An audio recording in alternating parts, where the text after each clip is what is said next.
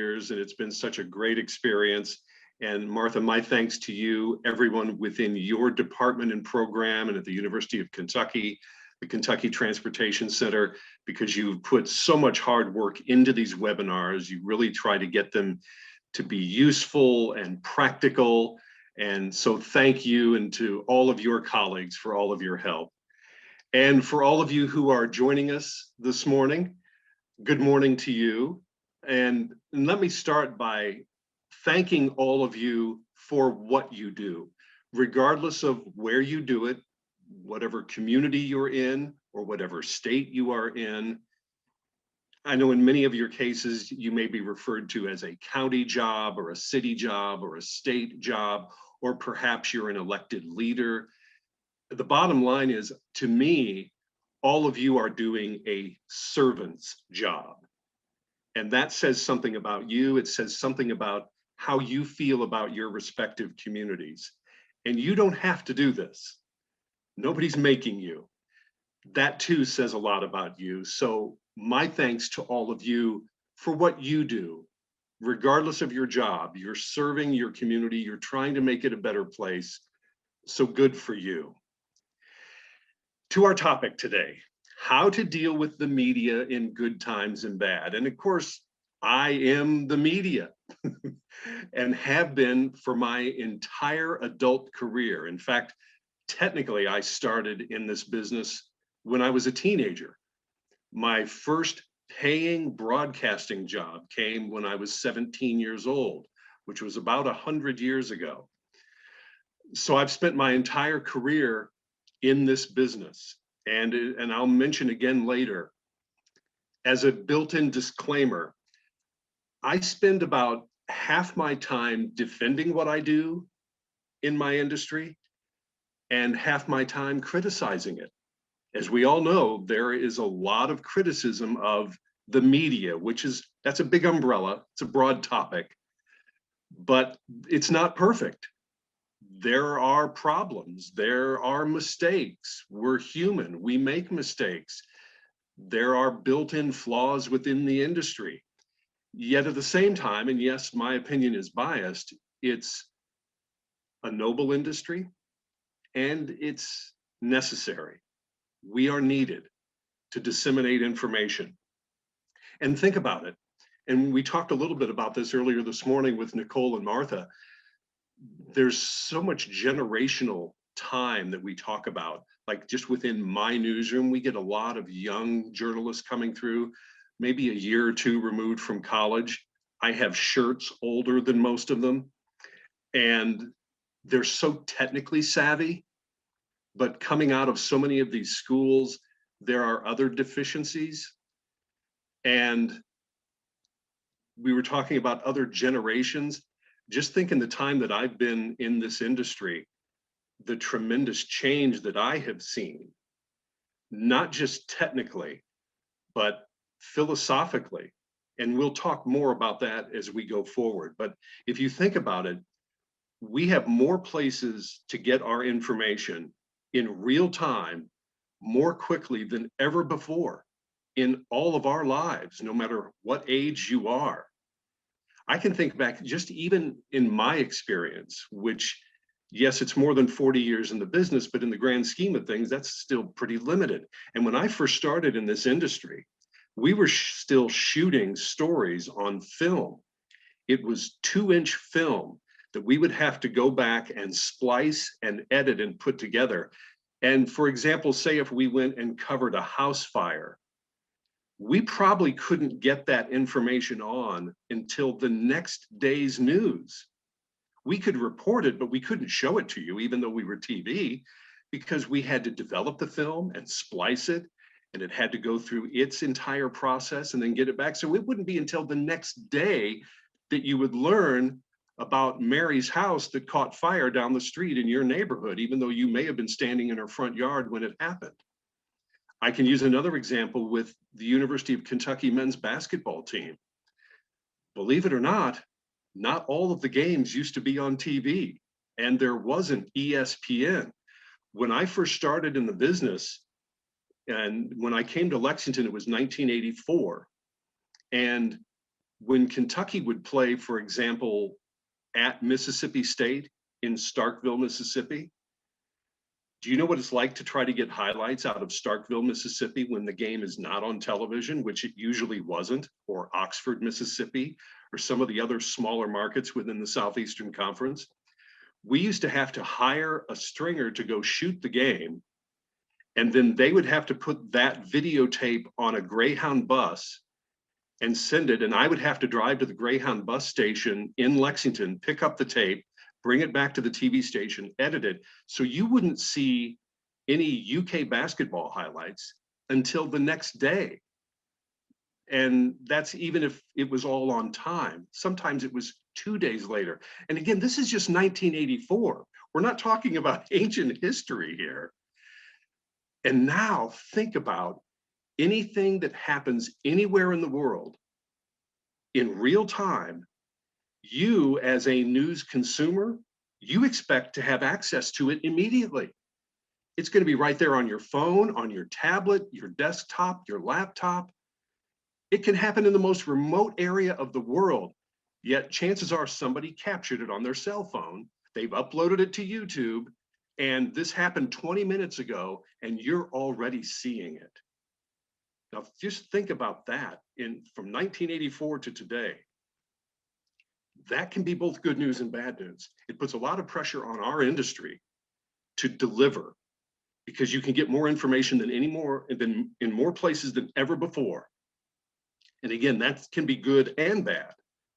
And it's real easy for the viewer or the radio listener to be spoiled because you expect it immediately. And if we don't deliver it, then you're going to go somewhere else to try to get it.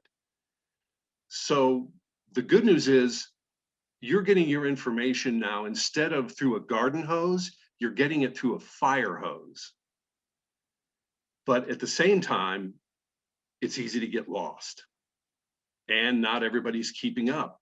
So we have real challenges today because of that immediacy, because it's available everywhere, that makes your job in some cases easier, but in some cases harder. So let's talk about getting your message out. First, let's talk for radio and television. Now, and let's go to, if we could, Martha, to our first graphic. And for those of you who are in smaller communities where your real main source is going to be your local radio station,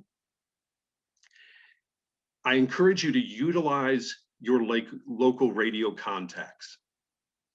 Maintain that good relationship. And I know that this is a worn out cliche about a win-win situation, but it really is and can be and should be a win-win situation between the media and you. And chances are, depending on the size of your community, there's a good chance you may know that person at the local newspaper or the local radio station. Maintain that good relationship. Now for television, a little bit more of a challenge. The thing that you'll probably normally want to do is say, all right, well, we have information we'd like to get out. We'll send an email to the TV station, to the newsroom, and you just expect something to happen. But the reality is your email is going to get buried in an avalanche of emails that come into every television newsroom every day. I'll give you just my own personal example. And I don't know how many emails you normally receive on any given day, but me personally, I average about 600 emails a day. And I have to go through them. Even now, granted, a lot of that is spam, but I still have to go through it because perhaps buried in between two spam messages is something really important that needs to be on television. So here's how you get around that. As you see our second point, make direct contact with the gatekeepers. Call the newsroom directly and ask for the assignment editor or manager. Now, every newsroom calls that position something different. It's just semantics. The bottom line is there's going to be an assignment manager or editor. Build a relationship with that person because they have great influence on what's covered and what isn't. They are the gatekeeper. Because what do we talk about all the time? No matter who you're trying to get in touch with, it's, well, you got to get past the gatekeeper. They're the gatekeeper. Yes, they have people above them and below them, but they yield tremendous influence. So when we talk about establishing and maintaining a relationship with the media, that has to include on the television side, the assignment manager or editor, or whoever is in charge of helping decide what gets covered, how it gets covered, and doling out the resources to cover it. And here's what I will caution you, and this happens to me almost daily. It's one of my pet peeves. Don't send the email and then later call the newsroom and ask if they received it. Because if I'm just getting 600 emails in a day, imagine how many a newsroom is receiving. And every day I receive a call. Oh, yes, I sent an email to you about 9 o'clock this morning. Could you go and check, make sure you got that? Oh, yeah, let me go through the 12,000 emails we've received since then. We don't have time to do that. So don't send it and then call and ask if they received it. Call first. Give the assignment editor or manager, hey, giving you a heads up, I'm going to be sending you an email. Give them the Cliff Note version of, excuse me, what it's about. Ask if there's anything specific that they need included in that email. That's the best order to do it in, and you're not making them work any harder than they have to. That's being user-friendly to the newsroom. That's good advice, trust me. When you have that assignment editor on the phone, again, establish that relationship and pitch your story ideas, positive story ideas. You all have them. I don't care what your organization is or your department, your business, your corporation. There are positive stories. They may be about something that you're doing within that department or corporation, or about an employee. Because remember, everybody you work with, they all have a story, don't they? And a lot of those stories are fascinating, compelling, intriguing, certainly worth telling. And what happens when you do that? You build morale within your own organization. All right, so where do many get their news right now? As we go to our next point, utilize social media. There's your answer, social media. Right or wrong, that's where a lot of people get their news these days. You know, I joke with my children that, you know, when I was little, cartoons were only on Saturday morning for 2 hours, and there were only 3 stations to choose from. And the evening news was appointment television, wasn't it? Well, it's not anymore. We get most of our news now from social media. So utilize it, but I will caution you, you really have to know your own department or organization, business, corporation, because you're going to be wasting time, energy, and resources if you try to be everything to everybody. Like, oh, we have to be on every social media platform. No, you probably don't. So choose those platforms that are going to best benefit your operation and your purpose, and make those great and active and current and fresh. Because some of those platforms maybe aren't going to serve you that well. For those of you in transportation, Twitter is great because it's good for breaking news. All of a sudden, we have a road that is shut down for whatever reason, or maybe it's a planned temporary closing for whatever reason. Twitter is a great place to give people a heads up, especially if it is a developing story, a breaking news story, something happening in real time. But regardless of what social media platform, ladies and gentlemen, that you select, you have to keep them current and active, because if you don't, you look lazy or you look like you're out of business. It's no different than if you have a website, and everybody has a website, right? Make sure that it's fresh, current, and updated. Otherwise, people aren't going to go there. I will tell you too that every newsroom, radio, TV, newspaper, right or wrong, the reality is in 2021, they have all been cut to the bone. Doesn't matter what size market. It can be New York, LA, Chicago. all the way down to one of the smallest TV markets in America, which is in Glendive, Montana. We are all, and I'm sure in your positions too, you're having to do more with less. I'm going to see a lot of shaking heads. Yep, that's exactly what's happening. And the media is no different. We don't have the resources we once did. The harsh reality is, and listen to me on this, if you want coverage, do as much of the work for the media as you can, and you're going to dramatically improve your chances of coverage, especially with COVID-19. Hey, if you have a cell phone, you can shoot video, you can conduct interviews. Bottom line is, if you spoon feed the media, you're going to get coverage. And I'll talk more about this later, but don't treat the media as an enemy. As like I said, I criticize and defend the industry, but establish the relationship, go back to that win-win. And when the news isn't good, don't run from it, because if you run, the media will chase. If you don't run, they won't. If you try to hide, they will look for you. If you don't hide, they won't. Now, make no mistake, I am not saying ignore. No. Do not get me wrong. And this goes to our final point here, where it says deny, delay, deceive is the death strategy. First comes the denial. Problem? What problem? Then comes the delay. Well, if we wait long enough, this will just go away. Sometimes reluctant messengers go way beyond making excuses or blaming others, and then they cross the moral line into deceit. In other words, they flat out lie. We didn't do anything wrong, or no, our equipment didn't fail, or well, I was not involved in any of those decisions. We call this progression deny, delay, deceive, the death strategy. And there have been a lot of big name corporations who have used this strategy in the past, and every single time without fail, it has come back to bite them. You employ the death strategy, you're going to kill your company or organization's reputation because you're going to destroy the public's trust.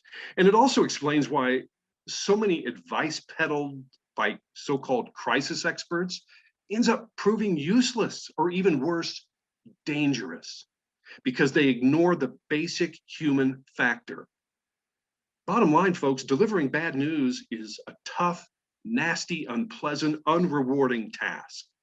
And when you're in kind of an emotional state of dread at a time when you're likely under more stress than you'll ever encounter in your career, it's impossible for anybody to communicate properly if they don't have the training, the preparation, and the practice. Interestingly, many otherwise competent PR people in corporate America, they are as uncomfortable and inept with bad news as the rest of us.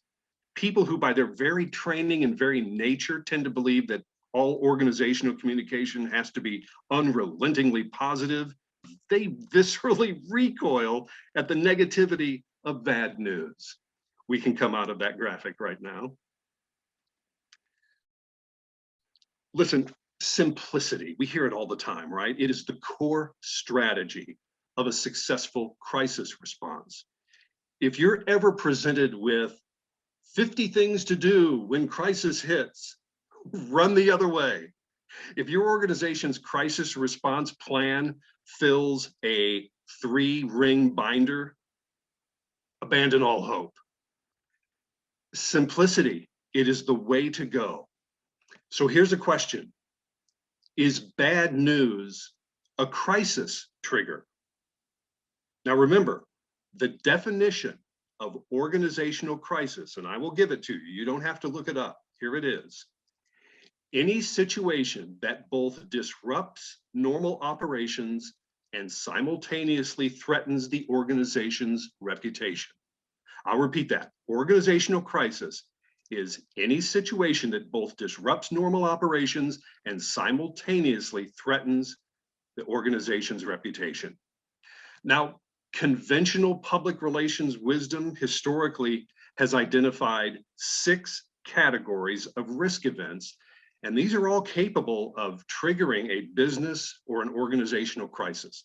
I'll list them for you. They're not going to be on the screen, and I'll tell you why I'm going to be adding to this list because of the current tenor of the times in which we live.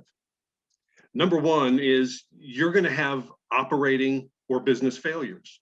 You just will. It's inevitable. Another one, legal or ethical problems. As you know, those happen too. Individual misconduct or wrongdoing. Political problems or political issues that can arise. That can be another bad news trigger. Our fifth is environmental problems or concerns. And then finally, our sixth, safety and security issues. And when you think about it, these 6 crisis triggers, if you will, they really correlate closely to the core news topics of what we used to call in our industry beats. You've heard of a beat reporter. You know, they were assigned to city government or police or courts. That was kind of traditional news media, which that kind of related to journalists being in that role of public protectors in the event of any danger, right? Well, if we view it in that light, the 6 triggers make perfect sense, but they also are at a different time and place than we are in the media today. Because the whole radio, television, newspaper, the so-called news cycle, it's different. It has changed. The news cycle used to be 48 hours, then it became 24. Now the news cycle can be moments. And that goes back to we have more access to more information than ever before, right? We can get it anywhere, anytime we want. Think about it. What's been dominating the news the last day? The tragic mass shooting at the grocery store in Boulder, Colorado. Have you heard anything about the mass shooting in Atlanta? Nope. Only happened a week ago. Doesn't it feel like forever? That shows you the difference of how the news cycle over time has shrunk.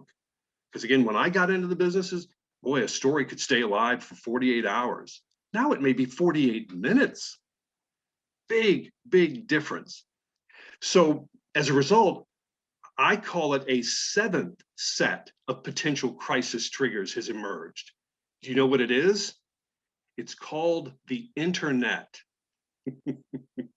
Which without the internet, we're not even doing this today, right? And when I say the internet, there's probably one of 2 things that will come to mind for you. You either think it is the greatest thing ever, or perhaps the worst. From where I sit, I still describe the internet for as great as it can be and how it's changed our world and the advantages that it can give. It's still the wild, wild west is how I describe it. I mean, you can do and say almost anything online and you won't be held accountable. That is scary to me. The different social media platforms, they're trying to police content. They even testified before Congress about it. But as you know, they can't be everything to everybody. They can't catch it all. And they certainly can't catch all the bad guys. Anybody can say anything they want about you as an individual, about your department, your company, your organization, your corporation. They can say anything they want. And all of a sudden, you're dealing with a crisis, what I call a smoldering crisis. And what do we do if we have a fire that's smoldering? You have to address it right away, and you have to put it out. And that's how you have to address that. Again, you haven't done anything wrong. Somebody gets on social media and says, your organization is this or that. And all of a sudden, you're having to defend yourself against something that you haven't even done. But that's what social media platforms and the internet have brought us. They don't have to be based on fact. They didn't have to happen. But all of a sudden, it's classified as news. Rumors now get reported. When I started in this industry, rumors weren't reported. What we did as journalists is if we received a claim, an allegation, we checked it out, tried to distinguish between fact and rumor. And if it was just a rumor, it wasn't going to make it into the newspaper, on radio or television. But by gosh, now they will. Social media, internet, it is right there. And as journalists, what we've been forced to do with the advent of the internet and its increasing role in all of our lives is we have to go to the internet for story ideas, for information, for content. Did you ever think, gosh, what did we do before the microwave? Now you could say, what did we do before Google and how did we look things up? Just ask Encyclopedia Britannica. They'll be able to answer that for you. I want to read a quote from Murray White from the Toronto Star. This is great. He says, and this really sums things up well. He says, where the press used to shield the public from the worst of these baseless, false, and factless claims, now there's no gatekeeper. In fact, there's not even a gate. There's not even a fence. This stuff just comes washing over us, and the press has been very slow to realize that its role is no longer gatekeeper, but referee or umpire or judge. Pick the metaphor you want, because people are looking for someone to sort this mess out. I think he sums things up really well.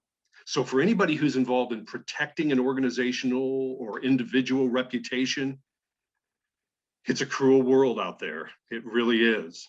There is no shortage of, think about it, disgruntled employees, angry customers, enemies, irresponsible noise or mischief makers, opponents, critics, self-serving watchdogs, whistleblowers. I love this, uncredentialed experts. Everybody's an expert these days. Advocacy groups, publicity seekers, amateur politicians. They will all come after you. And every one of those groups, and I only named a few, there are a lot more, they represent a risk factor. And together, a whole new set of risk factors for you and your organization. So as we talk about crisis management, I would suggest to you, ladies and gentlemen, that crisis management is all about time management. I love a Mark Twain quote that I would like to read to you. A lie can travel halfway around the world while the truth is still putting on its shoes. And that is so true, isn't it? Weak crisis management. What does that do? It just prolongs the mess. It worsens the scandal.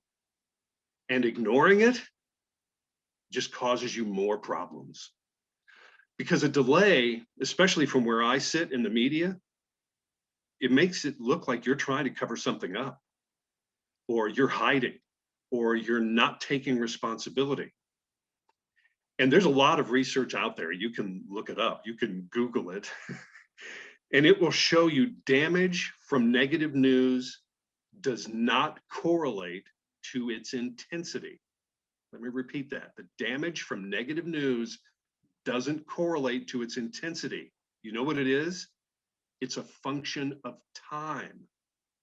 The longer you wait to address it, the greater the long-term damage and the long-term cost. And we're all concerned about cost, right? And this applies to any negative story that you may come across in the media. Or it could be online. We talked about that, the wild, wild west of the internet, social media platforms where anybody can say anything, and chances are they're not going to be held accountable. It can be word of mouth. We recently had a story where an individual on social media made a post about someone else, and it was a serious allegation saying that this individual in a grocery store had made inappropriate advances toward their teenage daughter. Well, the reality was it literally never happened. Now, we still don't know why this individual made this claim on a very high profile social media site, but they did. And it dramatically impacted that individual and their business. They lost business because of one post on social media of an unfounded claim. They went through and looked at all the security camera. This individual was never even in that grocery store, has no connection to the family. Again, we still don't know why, but we often don't, right? I mean, we're still asking, why Boulder, Colorado? Why did that happen? We always want to know why. We want a quick answer, but it doesn't always come. But this individual, unlike most, said, you know what, I'm not going to sit back and take this. So he went to civil court and has brought a lawsuit against the person who made that social media post, which this individual has a copy of. It has since been taken down, but as the saying goes, the horse was already out of the barn.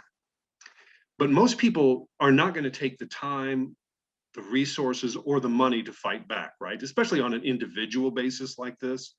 Corporations, businesses, they may have the resources to do that because you certainly want to defend your reputation at all cost, especially when you're wrongly accused, which can so easily happen these days and really have devastating negative impacts.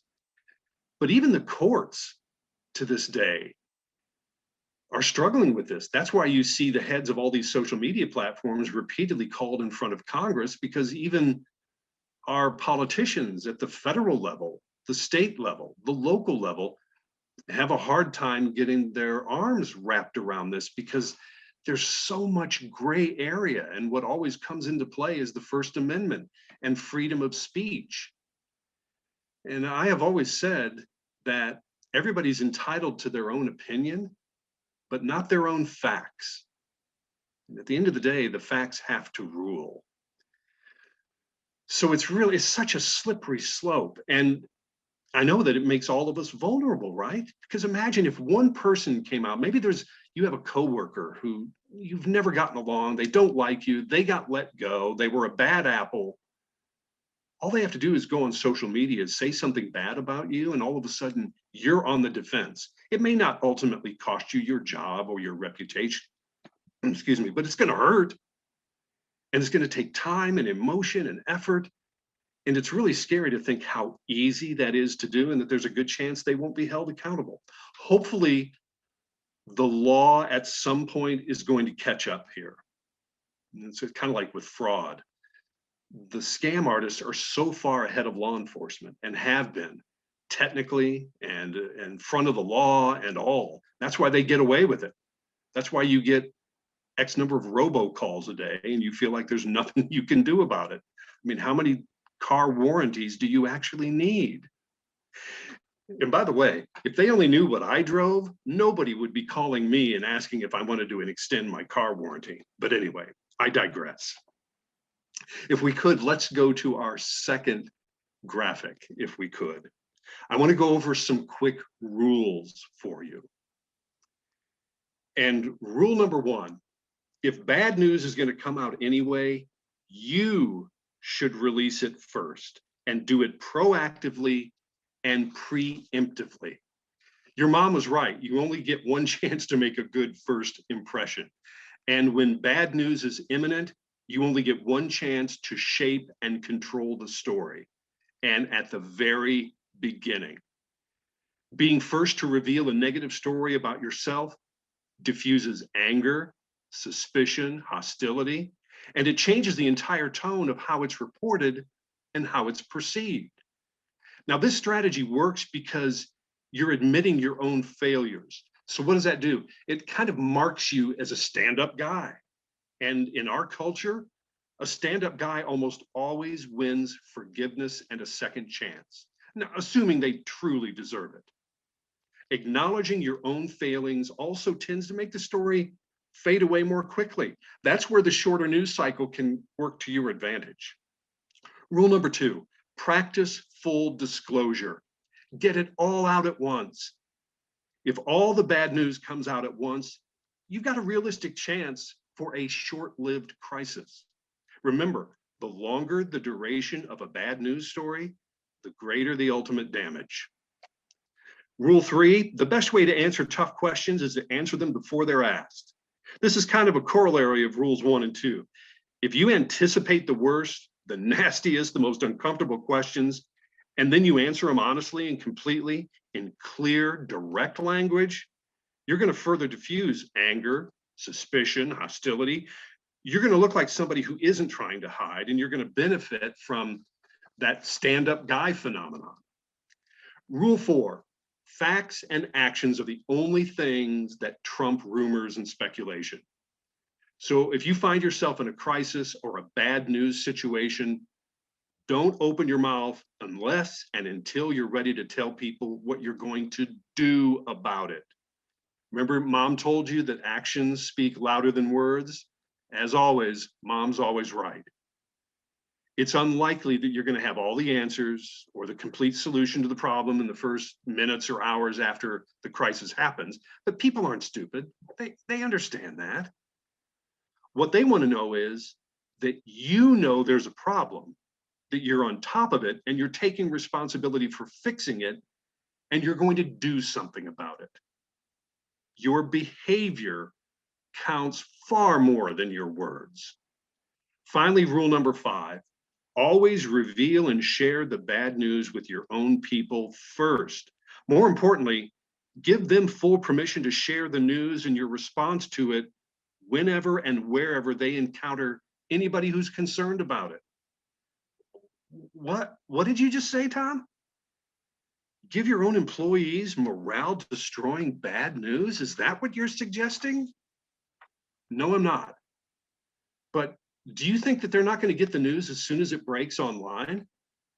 I mean, their friends, their family, customers, colleagues, they're going to be sending out emails and texts asking them immediately, hey, what happened? What's going on? What does all of this mean?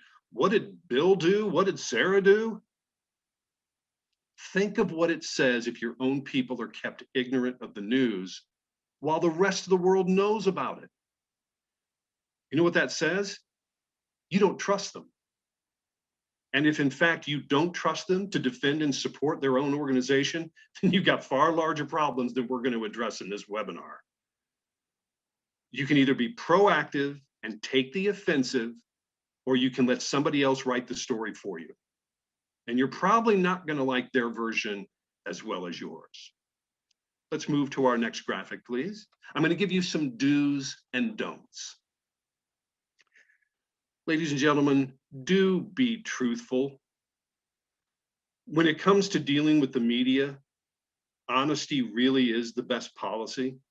Now, I'm not telling you that you have to tell all in that news conference or that email, whether it's to your employees or to the public.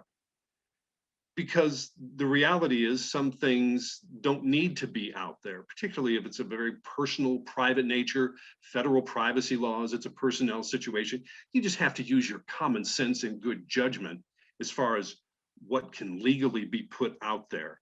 But as a general rule, be truthful and provide useful information. If you don't know the answer, tell them that you don't know. It's okay not to know, especially in the early moments after the bad news gets out there or the crisis is underway. But tell them that you'll get the answer for them and that you'll follow up. And don't just tell them that, make sure that you do it.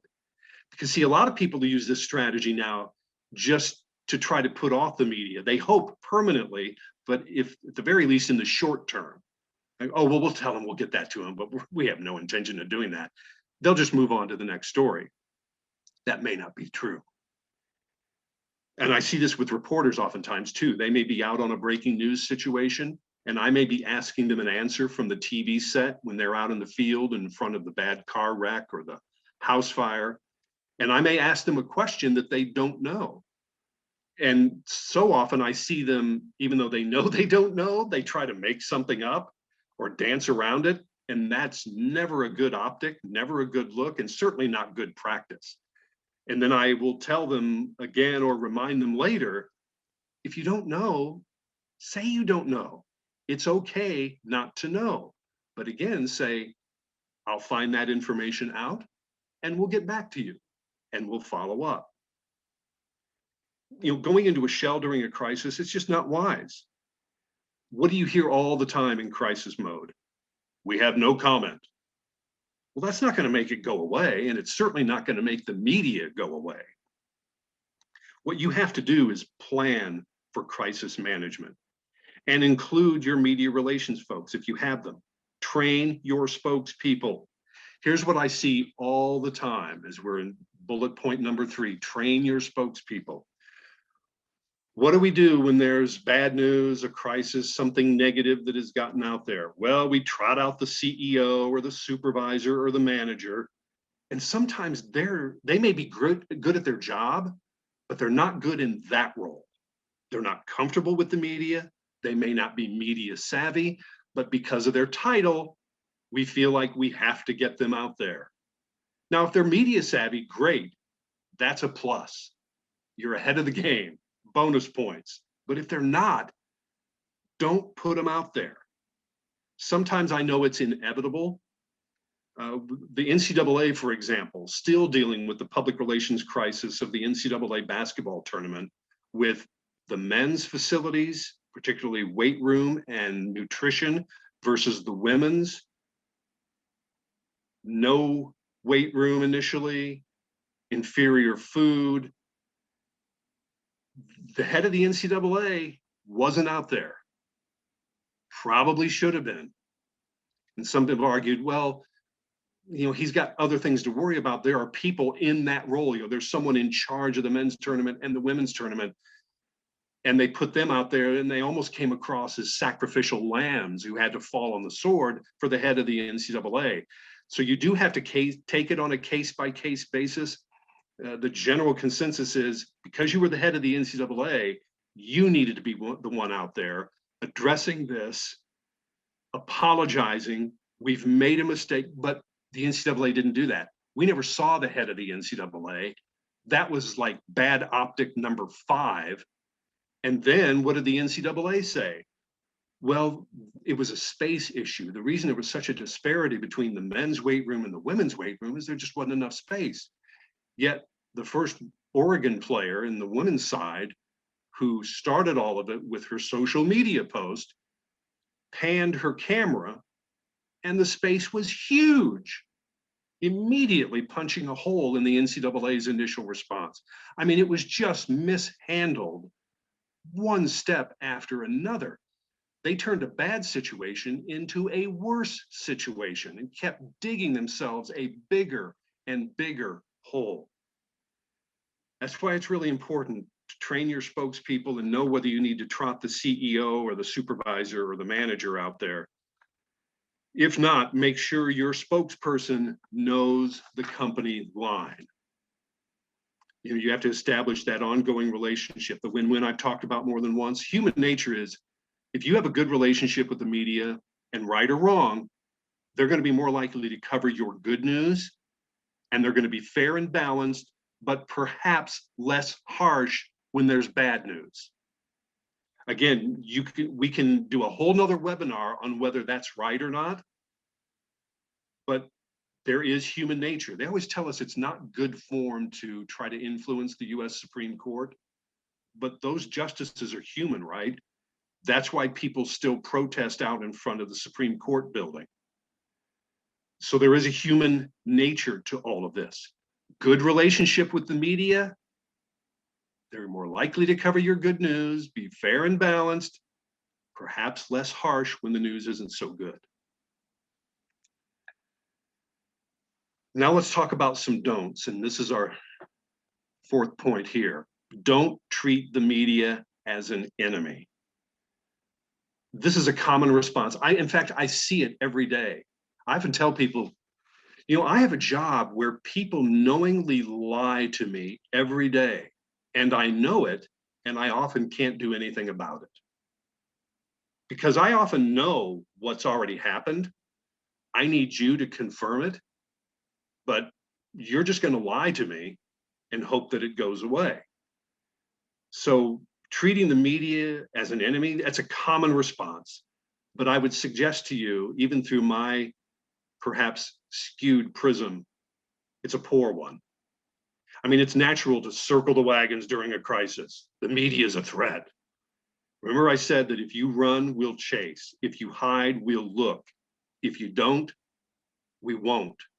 or at least not as hard. And remember, we don't have the resources we once did. That's advantage you. Don't let the media be the only source of news. Now, even though the media is telling their version, you still need to communicate with your most important resources. And who's that? Your employees, your vendors, your shareholders, your customers. And again, use social media and your internal communications to get the word out. And I've said this once before, but it bears repeating that last point. Don't forget your employees. The people who work in your organization have to be kept apprised, again, as much as is reasonable during a crisis. A lot of organizations tend to keep employees in the dark during difficult times. And the bottom line is, ladies and gentlemen, that is just a mistake. So we can come out of that graphic now, please.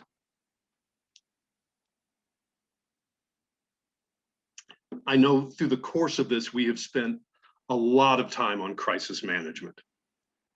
But the analogy that I can give you, the reason I did, is because it's a lot easier to row the boat when the water is calm. You don't have to do a whole lot. Pretty easy, right? It's a lot harder when the water is choppy.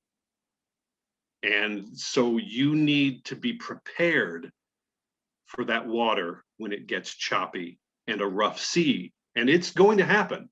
It'll be to varying degrees, but it's going to happen. And as we said, crisis management is time management. And if you're prepared, it's going to be a lot less of a crisis.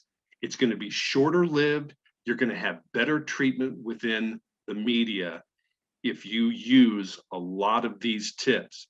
And again, on the positive side, your company, your department, your corporation or business, your organization, you're doing a lot of great things. You know, you can do the whole legal pad thing, sit down and draw a line down the middle of the sheet. What are we doing good? What do we need to do better? And that good side is going to have a lot of listings. Those are a lot of great stories that can be in the newspaper, on radio, on television. And as I said, every employee that you have has a story. People are doing amazing things. And it may even be outside of work. Maybe they're really involved in your community and doing something special. Make sure the media knows about it. Now, will they cover everything? No, they can't. They just don't have the resources. People call us every day and tell us about events. And they say, are you going to be there? And we usually can't commit because unfortunately, news can't tell time. Doesn't care what day it is. Doesn't care if it's a holiday. Just like sickness and disease, they don't tell time. They happen. And so you have to be prepared for it. So I will often tell them, hey, your event is most worthy of coverage. And if the world isn't coming to an end, we will do our best to get to it. But we often can't commit just because of the uncertain nature of our business. But the second part of that I share with you is they called us and let us know. Here's a mistake I see so many people make. For some reason, they just think that, I don't know whether it's by osmosis or what, that we know everything. We don't have to be told anything. We just know it because we're the media, because we're TV or radio or newspaper. And that's simply not true. We don't know it unless someone tells us. So never assume we know, and never assume we'll never cover that. Because all we can do is say, we're sorry, we can't. You have to ask. So again, build that relationship with whoever the gatekeeper is in that organization, that media group, because they're the ones who are going to have great influence on whether or not your story gets told. And the easier you make it on us, right or wrong, the easier it's going to be. And I can give you countless examples of that. We have a lot of law enforcement agencies now. We can't be everywhere at all times. I mean, we cover the eastern 2/3 of Kentucky. That's our coverage area just for our television station. Well, we can't be everywhere all the time. And so now we've worked with law enforcement agencies, and the state does it at many levels as well, the Kentucky Transportation Cabinet. We can't get to that rock slide that has closed a major artery. but they're sending us pictures, or in some cases, video. It's a simple email. Do you not think that that's on the news, online, on our Facebook page, on Twitter, on all of our social media platforms? You bet it is. And we always give that proper credit. You know, this video provided by the Kentucky Transportation Cabinet, this video provided by such and such sheriff's office. They'll send us a picture of the fire scene, the accident scene, or again, in some cases, video. Everybody's got a cell phone, right? And the quality is so good, you can't tell the difference anymore between a $40,000 TV camera and you know, an Apple iPhone 11. It looks about the same. And so when that happens, it's getting on, because you've made it as easy as possible for us. Number one, you let us know it was happening. And number two, say, hey, you know what? We're going to send you video from that rock slide. We're going to send you video of that long-term construction project that's going to shut down a major road for a week. It's getting on. We can't be there. We don't have the resources anymore to send a camera there, but you're there with a cell phone, or in some cases, even a camera. You know, a lot of people have that. And you've just dramatically improved your chances of getting coverage.